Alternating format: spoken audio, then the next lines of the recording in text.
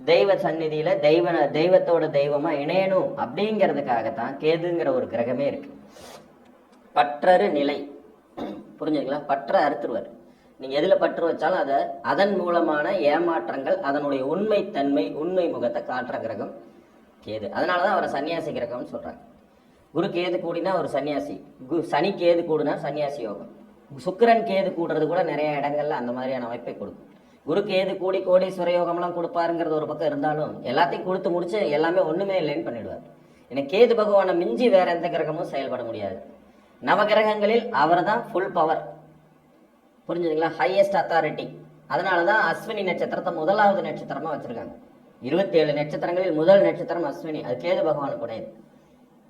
அப்ப கேது ஞானகாரகன். இந்த கேது லக்னம் முதல் 12 வீடுகள்ல அமர்ந்தாருன்னா எப்படி இருக்குங்கிறத பார்ப்போம். நீங்க எந்த லக்னமா இருந்தாலும் சரி, லக்னத்துல கேது இருக்காரு, தனிச்சு இருந்தாலும் சரி, மற்ற கிரகங்கள் சேர்ந்து இருந்தாலும் சரி. இந்த இடத்துல ஏன் மற்ற கிரகங்கள் சேர்ந்து இருந்தாலும் சொல்றேன்னா, கேதுவோட பவருக்கு முன்னாடி மற்ற பவர் எதுவுமே வேலை செய்யாது. சூரியனே இருந்தாலும், புரியுதுங்களா? கேது தான் அங்க வேலை செஞ்சுட்டு இருப்பார். கேதுவனுடைய ஆகர்ஷண சக்திக்குள்ள லக்னம்ங்கிறது போயிடுச்சுன்னா, அதாவது லக்ன புள்ளியில கேது இருக்கார், லக்னத்துல கேது அமர்ந்துட்டாருனாலே உங்களுக்கு பற்றற்ற நிலையை கொடுப்பார். எதிலும் ஆராய்ச்சி மனப்பான்மை கொடுப்பார். 1க்கு 2 முறை யோசனைகளை தருவார். இளமையில் கஷ்டத்தை தருவார். தெளிந்த ஞானத்தை கொடுப்பார். ஒதுங்கி இருக்க வைப்பார். ரிசர்வ்டு கேரக்டரை ஒதுக்கி வைப்பார். யாரோடையும் அவ்வளவு சீக்கிரமா இணைய விடாம தடுப்பார்.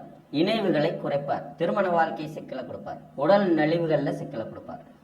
கல்வி கற்பதுல ஒரு விதமான சங்கடங்கள், அதாவது இளமை காலம் அவ்வளவு சிறப்பா இருக்காதுங்கிற மாதிரியான நிலையைத்தான் லக்னத்துல இருக்க கேது கொடுப்பார்.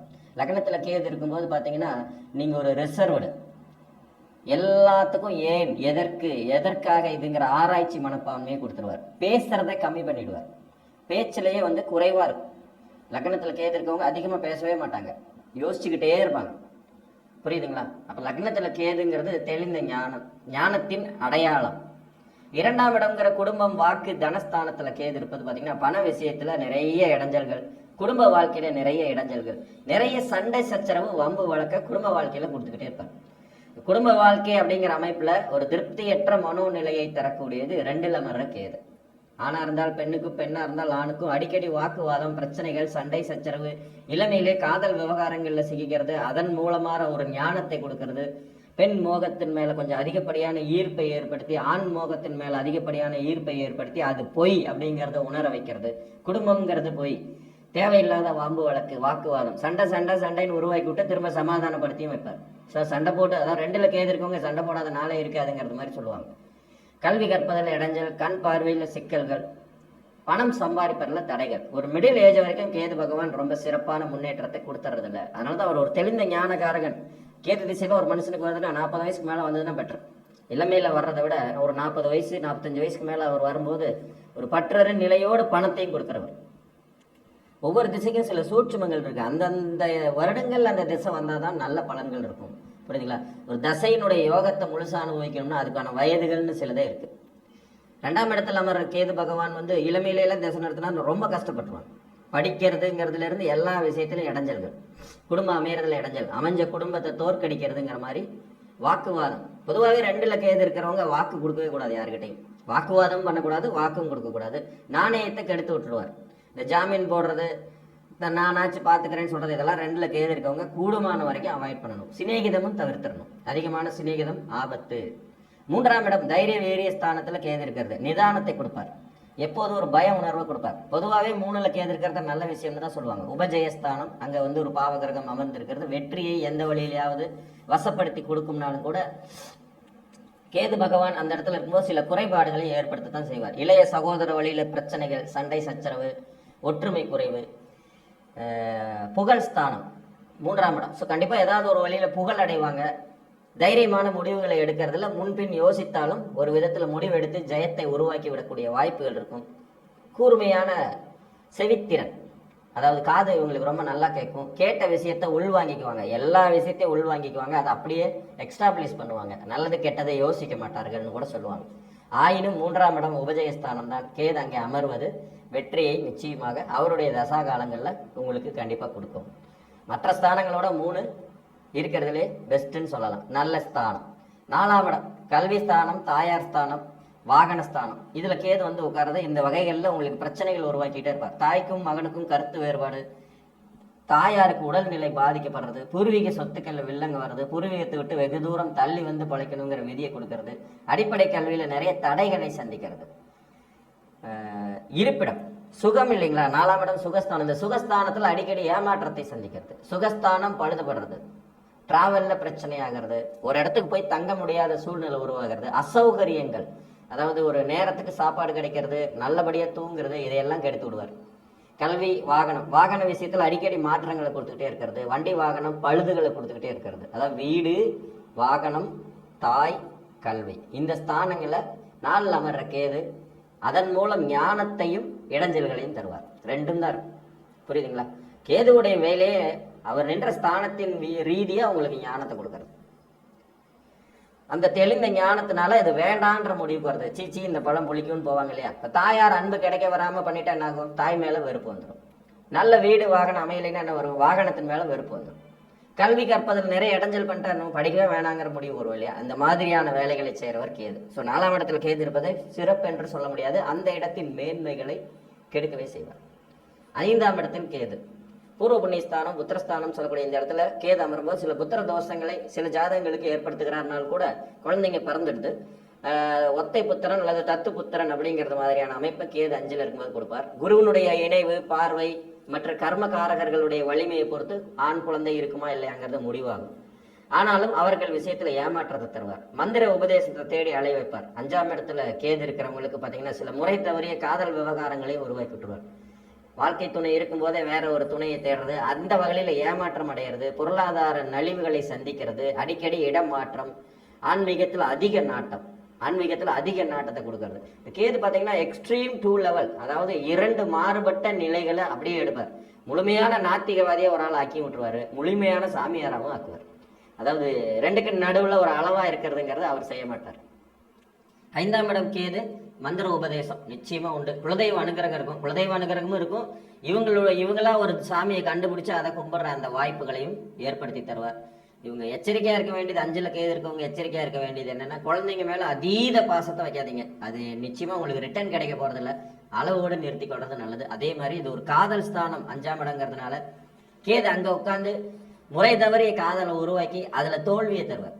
நிறைய பேர் பாத்தீங்கன்னா இந்த 5ல் கேது இருக்கிறவங்க எதிர்பாலினர கவர்ச்சினால, ஆப்போசிட் செக்ஸ்ல ஒரு ஈர்ப்புனால என்ன ஆகுனா நிறைய பணத்தை, நேரத்தை, காலத்தை விரயம் பண்ணிடுவாங்க. அதுக்கப்புறம் அதுல ஒரு ஞானம் பிறந்து பைத்தியம் பிடிச்ச மாதிரி இருப்பாங்க.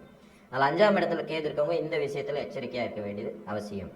பூர்வீக சொத்துக்களால பெரிய லாபம் இருக்காது, அதை விட்டு வெகு தூரம் தள்ளி போய் வசிக்க வேண்டிய சூழ்நிலைகள் உருவாகும். ஆனாலும் தன் சுய முயற்சினால் நிறைய முன்னேற்றங்கள் அடைவாங்க. 6ஆம் இடம் இது ஒரு உபஜயஸ்தானம். இந்த இடத்துல கேது இருக்கிறது ஒரு விதத்துல ஜோதிட சாஸ்திரத்தின்படி நன்மையின்றே கூறலாம். நிறைய வெற்றி வாய்ப்புகளை உருவாக்கி தருவார், எதிரிகளை வெல்ல வைப்பார், கடன் இல்லாத சூழ்நிலை உருவாக்குவார், நோய் எதிர்ப்பு, கடன், போட்டி, பொறாமை, வம்பு, வழக்கு, இந்த விஷயங்கள்ல ஞானமும் கிடைக்கும். இந்த விஷயத்துல ஞானமும் இருக்கும், அந்த விஷயத்துல வெற்றியும் இருக்கும். உடல் நோய் மட்டும் சின்ன சின்ன பாதிப்புகளை ஏற்படுத்துங்கிற மொத்தத்துல 6ல் கேது இருக்கிறதுங்கிறது டோட்டலா நல்ல விஷயம்தான். ரொம்ப மோசமான அமைப்புன்னு சொல்ல முடியாது. இவருக்கு சுபர்களுடைய பார்வை, இணைவு, அந்த ஸ்தானாதிபதியினுடைய வலிமையை பொறுத்து கூடுதலான நற்பலன்கள் அல்லது குறைவான நற்பலன்கள்ங்கிறது தீர்மானிக்கும். எப்படி பார்த்தாலும் கேதுவை மிஞ்சி யாரும் செயல்பட முடியாது. 6ஆம் இடத்துல கேது இருக்கவங்க உடல் நலனில் அக்கறையா இருக்கணும், உணவு விஷயத்துல ரொம்ப அக்கறையா இருக்கணும். சாப்பாடு விஷயங்கள்ல இவங்களுக்கு பாத்தீங்கன்னா ஒரு ஃபுட் பாய்சனிங் அடிக்கடி ஆயிட்டு அதனால ஏற்படுற வயிறு உபாதைகள், இந்த பித்தப்பை பாதிக்கப்படுற விதிகளால் அந்த 6ல் கேது இருக்கிறவங்களுக்கு தான் அதிகமா இருக்கும். அதனால நோய்ங்கிற ஒரு ஸ்தானத்தை பொறுத்து 6ஆம் இடத்துல கேது இருப்பது கொஞ்சம் டேஞ்சர்னாலும் மற்ற எல்லா விஷயங்களும் எதிரி, கடன், எதிர்ப்பு, போட்டி, பொறாமை, வம்பு வழக்கெல்லாம் அடிச்சு நிறுத்தி ஜெயத்தை கொடுக்கும். உபஜயஸ்தானத்துல எதுவும் ஒரு வழிங்கிறதுனால 6ல் கேது இருப்பது ஓரளவு சிறப்பே. 7ஆம் இடம் வாழ்க்கை துணை, கூட்டாளிகளை குறிக்கிற மிக முக்கியமான இடம். ஒருத்தருக்கு மாரகம் வர்ற இடமும் 2, 7 சம்பந்தப்படும். அப்ப 7ஆம் இடத்துல கேது இருக்கும்போது வாழ்க்கை துணை விஷயத்துல நிறைய முரண்பாடுகள் இருக்கும். என்ன செஞ்சாலும் நீங்க அவங்களை திருப்திப்படுத்த முடியாது. 7ல் கேது இருக்கிறவங்க தன்னுடைய வாழ்க்கை துணையை திருப்திப்படுத்துறதுங்கிறது நடக்கவே நடக்காது.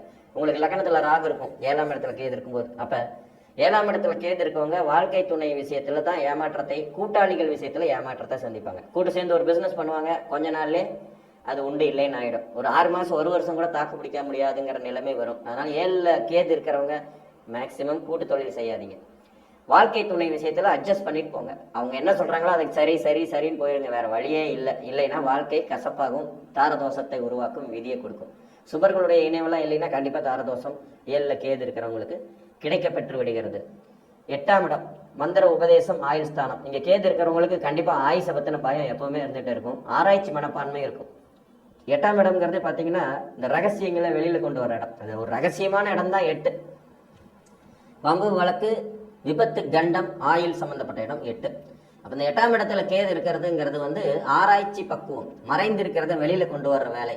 இந்த மறை பொருளை அறியும் தன்மை, மறைந்திருப்பதை வெளியில் கொண்டு வரும் வேலைகள் எல்லாம் இவங்க கொஞ்சம் விருத்தியா செய்வாங்க. தன்னுடைய ஆயுசை பத்தி எப்பவுமே கவலை இருந்துகிட்டே இருக்கும். ஒரு ஆராய்ச்சி மனப்பான்மையை கொடுத்துக்கிட்டே இருக்கும். பூமியில புதைந்த பொருட்கள் கண்டுபிடிக்கிறது, இந்த புதையில கண்டுபிடிக்கிறேங்கிறது, மந்திர உபதேசங்கள் பெறதுக்காக அலையிறது, ஜீவ சமாதிகளை நோக்கி நகர்றது, தெய்வீகம் சார்ந்த விஷயங்கள், மறைபொருள் சார்ந்த விஷயங்கள்ல இவங்களுக்கு ஆர்வம் அதிகமா இருக்கும். 8ஆம் அதிபதியினுடைய வலுவை பொறுத்தே ஆயுள் தீர்மானிக்கப்படும். 8ல கேது இருந்து கேது திசை வராம இருக்கிறது ஒரு விதத்துல நல்லதும் கூட. கேதுனுடைய திசை வரும்போது நிறைய சில உடல் உபாதைகள், இடைஞ்சல்கள், சிக்கல்களை சந்திக்கிறாங்கிறது தான் உண்மை. ஆயினும் ஆயுள் ஸ்தானாதிபதியின் வலிமை, சனியோட வலிமையெல்லாம் பார்த்து தான் அதை முடிவு செய்யணும். ஸோ 8ஆம் இடம் கேது உகந்த ஸ்தானம் அல்ல. தேவையற்ற அலைச்சல், வீண் விரயங்களை கொடுக்கறது. ஆனால் அதே நேரத்தில் வந்து நடைமுறை வாழ்க்கைக்கு பொருந்தாத விஷயங்கள்ல கவனம் போகும். புதையல் தேடுறது, ஆன்மீகத்தை தேடுறது, பெரிய ஒரு தனிமையான கோயில்கள், சித்தர்கள் சமாதி, ஜீவ சமாதி, இதையெல்லாம் தேடி அலையிறது. அதாவது நடைமுறை வாழ்க்கைக்கு இதெல்லாம் இல்லாத ஒரு சப்ஜெக்டா தான் அவங்க அதை ஆராய்ச்சி பண்ணிக்கிட்டே இருப்பாங்க. தன் ஆயுளை நீடிப்பதற்கு என்னென்ன பண்ணணுங்கிற சிந்தனை உங்களுக்கு இருந்துகிட்டே இருக்கும். 9ஆம் இடம் பாக்கியஸ்தானம். பாக்கியத்தை அனுபவிக்க விடாம பண்ணக்கூடிய ஸ்தானம். 9ல கேது இருக்கும்போது செய்வார். அப்பா மகன் உறவுல பிரச்சனை கொடுக்கறது, அவர் வழியில ஒரு திருப்தியற்ற மனோநிலையை தர்றது, அதிர்ஷ்டங்களை அனுபவிப்பதில் இடைஞ்சலை கொடுக்குறது. கேதுனுடைய இயல்பே பார்த்தீங்கன்னா அவர் எங்க இருக்காரோ அந்த ஸ்தானத்தின் வழியா உங்களுக்கு ஏமாற்றத்தை தருது. மந்திர உபதேசம் பெறது, தீர்த்த யாத்திரை செல்றது, நீண்ட தூர தீர்த்த யாத்திரை, அதாவது காசி, கங்கா, வெளிநாட்டில் இருக்கிற கோயில்கள், ஆராய்ச்சி மனப்பக்குவத்தை அதிகமாக கொடுக்கறது, அதிர்ஷ்ட வாய்ப்புகள் குறைவா இருக்கிறது, அலைந்து திரிவது, பரதேச வாசம்னு கூட சொல்லலாம். சிலர்லாம் குடும்பத்தை விட்டுட்டு அப்படியே காணாம போயிடுவாங்க.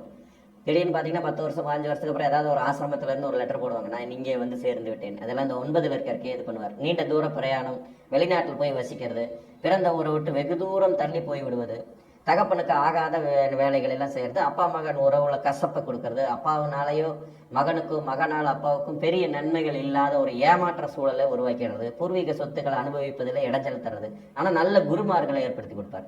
9ஆம் இடத்துல இருக்க கேது மந்திர உபதேசம், குருமார்கள், ஆன்மீக பயணம், அதன் மூலம் மன அமைதி. இந்த மன அமைதியை தேட வைப்பார். அந்த வகையில 9ஆம் இடத்தில் கேது என்பது வெகு சிறப்புன்னு சொல்லிட முடியாது. 10ஆம் இடங்கிறது ஜீவனஸ்தானம். ஜீவனஸ்தானத்துல ஒரு பாம்பாவது உட்கார்றதுங்கிறது நல்ல விஷயம் தான். நிறைய வேலை வாய்ப்புகளை உருவாக்கி கொடுத்துக்கிட்டே இருப்பாரு. அந்த வேலை வாய்ப்புகள் மூலமா லாபமும் நஷ்டமும் கலந்த நிலை அப்படிங்கிறது மாதிரி இருக்கும். 10ஆம் அதிபதியினுடைய வலுவை பொறுத்து பலன்களில் சின்ன சின்ன மாற்றங்கள் இருக்கும்.